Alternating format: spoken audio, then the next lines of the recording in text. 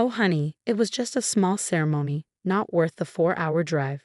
My mother's laughter echoed through the phone, casual and dismissive, as if she were explaining why she skipped a routine dinner invitation rather than the most important day of my life.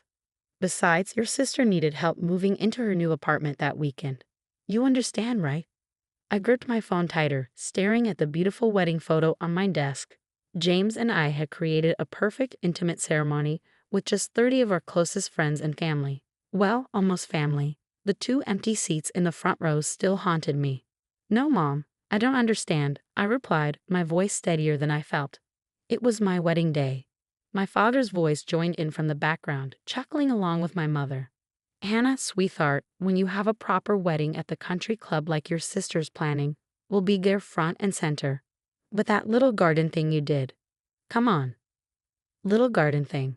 Those words hit me like a physical blow. We'd chosen the botanical gardens because James had proposed there, under the cherry blossoms. We'd spent months planning every detail, making it perfect despite our modest budget. But to them, it would never be enough. Well, I said, fighting to keep my voice from trembling. I just wanted to know why. Now I do. I hung up before they could hear the tears in my voice.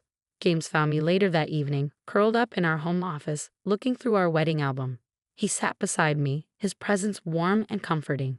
They still don't get it, do they? He asked softly. I shook my head, tracing my finger over a photo of us exchanging vows. They never will.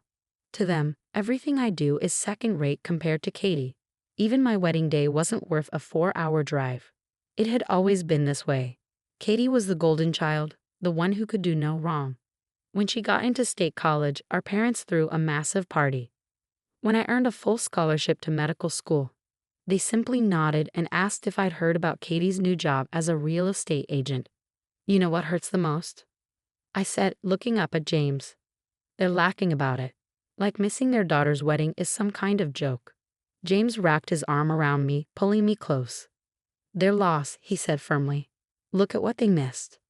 He pointed to a photo of our first dance, the fairy lights twinkling above us, our faces glowing with joy.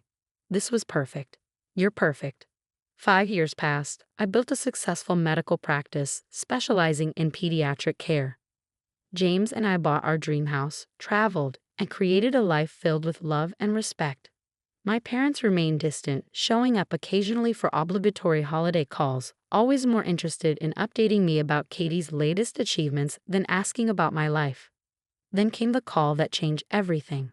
It was a quiet Tuesday evening. James and I were preparing dinner when my phone rang. Seeing my father's number, I almost let it go to voicemail, but something in me made me answer.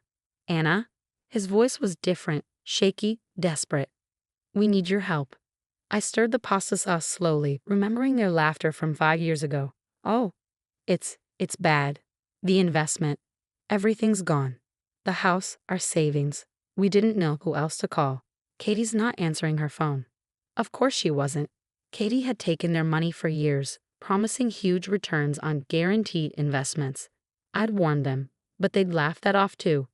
Oh, Anna, you don't understand business like your sister does. Everything's gone. I kept my voice neutral, even as my hand tightened around the wooden spoon. All of it. My mother's voice cracked in the background. We need help, Anna. We have nowhere else to go. I thought about those empty seats at my wedding, about years of dismissal and disappointment, about laughter when they should have shown remorse. Anna? My father prompted when I remained silent. Please, we're your parents. James caught my eye across the kitchen, raising an eyebrow in silent question. I took a deep breath, a small, ironic smile playing at my lips. Oh, I said, my voice light and casual, exactly the way my mother's had been 5 years ago. I don't know. Coming to help you. It's a 4-hour drive. Not sure if it's worth the trip. The silence on the other end was deafening. The silence stretched for what felt like minutes before my mother's voice cracked through the phone. Anna, please, this isn't like your wedding. This is serious. There it was. The confirmation that to them, my wedding day hadn't been serious. Just another event they could dismiss, another moment they could laugh off. You're right, Mom, I replied, my voice steady. This isn't like my wedding. This is about money, and suddenly, I'm worth the call. James moved closer, resting his hand on my shoulder in silent support. He knew every hurt, every dismissal, every moment they'd chosen Katie over me. He'd been there through it all, watching as they missed not just our wedding, but every milestone that followed. "We don't have anywhere else to go," my father pleaded, his usual confident tone replaced by desperation. "Katie's investments, they weren't what she promised. We lost everything." I stirred the pasta sauce mechanically, remembering the day 2 years ago when I tried to warn them about Katie's investment opportunities. She'd been pushing them to liquidate their retirement accounts, promising triple returns through her exclusive real estate deals. "Dad," I'd said during the rare family dinner, "these returns she's promising, they're not realistic. I have colleagues who lost everything in similar schemes." They'd laugh then too. "Oh, Anna," my mother had said, patting my hand condescendingly, "just because you're a doctor doesn't mean you understand business. Katie knows what she's doing." Now, as their world crumbled, they wanted me to be their safety net. "The bank is foreclosing next week," my father continued. "We thought maybe we could stay with you and James for a while, just until we get back on our feet." I looked around our home, the one James and I had worked so hard to build, the house we'd bought without any help from family, the life we created despite their absence. "You know what I remember most about my wedding day?" I asked, changing the subject abruptly, looking at those empty seats in the front row. Everyone asking where my parents were, having to smile and explain that you were busy helping Katie move. "Anna, that was 5 years ago," my mother interjected. "Can't you let it go?" Let it go.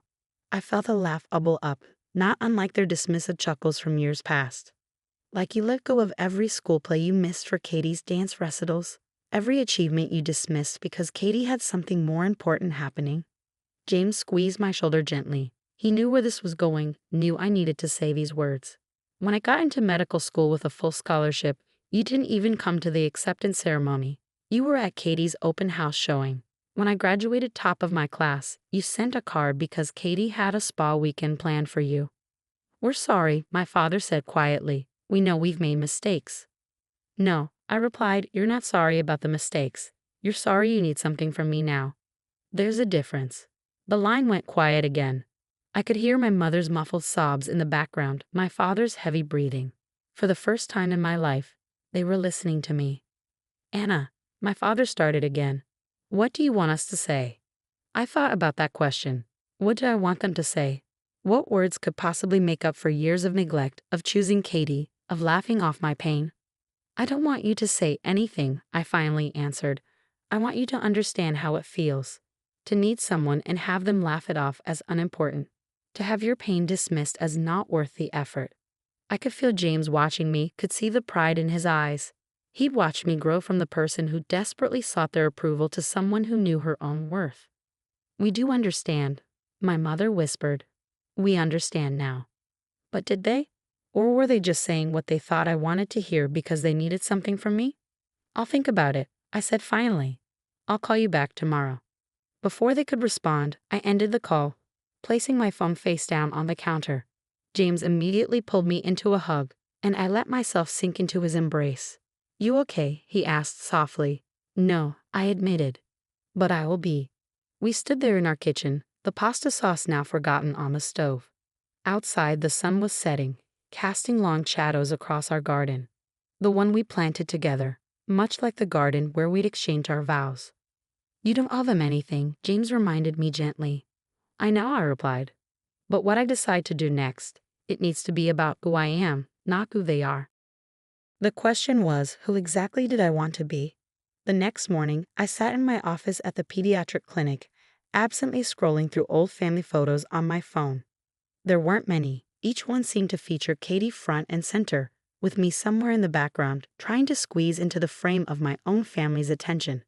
During my lunch break, I called Grace, my closest friend and the one who had helped arrange those beautiful flowers at my wedding, the ones my parents never saw. "They have some nerve," Grace said after I explained the situation. "But the real question is, what do you want to do?" I sighed, looking at the photo on my desk of James and me on our wedding day. Part of me wants to laugh and hang up, just like they did to me all those years. But another part wants to be better than them, Grace finished. "Because that's who you are, Anna." She was right. Despite everything, I built my life around helping others. My pediatric practice wasn't just a job, it was a calling. Every day, I worked with children and families, healing not just bodies but sometimes hearts too.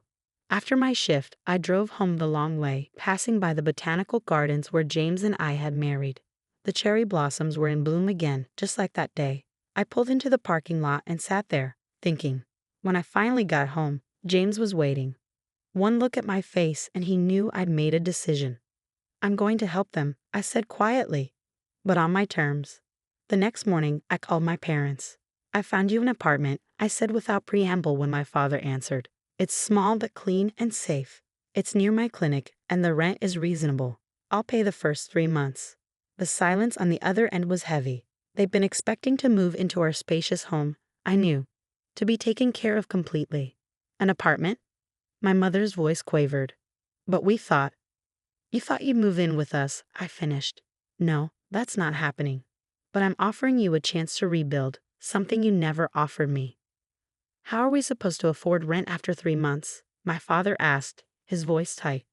The clinic where I work needs administrative staff.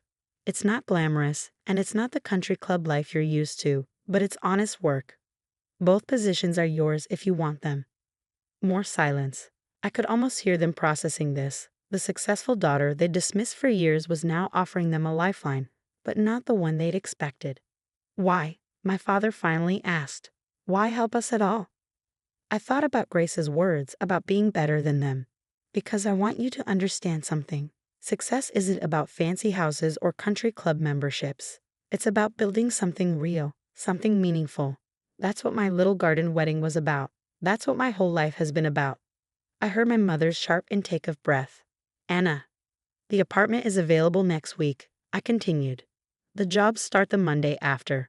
Take them or don't. It's your choice. But this is the only offer I'm making. That weekend, James and I drove to their soon-to-be foreclosed house to help them pack. The country club photos were gone from the walls, replaced by squares of unfaded wallpaper. Katie's Realtor Awards still sat on the mantel, now just painful reminders of their misplaced trust. As we loaded boxes into our car, my mother touched my arm. Your wedding, she said softly. The photos I saw. It was beautiful. Yes, I replied simply. It was. We should have been there. Yes, I said again. You should have. 2 months later, my parents had settled into their new life. The adjustment wasn't easy. I often heard my mother on her breaks at the clinic, crying in the bathroom. My father's hands, unused to filing and organizing, developed paper cuts and calluses. But slowly, something changed. They started seeing patients differently, not as social connections or status symbols, but as people. They watched me work, finally understanding what I built. The laughter I heard from them now was different, humbler, warmer, real. One evening, they invited James and me to dinner at their small apartment. No crystal glasses or fine china, just takeout containers and paper plates. On their wall hung a single photo, our wedding picture, the one that had sat on my desk all these years. We don't deserve your help, my father said, looking at the photo. We know that now. No, I agree, you don't. But this isn't about what you deserve. It's about who I choose to be. My mother wiped her eyes. We're proud of you, Anna. We should have said that years ago. I looked at James, who smiled and squeezed my hand. Then I looked at my parents, really looked at them. They were changed, humbled, but also more human than they'd ever been. I know, I said softly. Better late than never. And this time, when laughter filled the room, it was genuine, shared, and healing.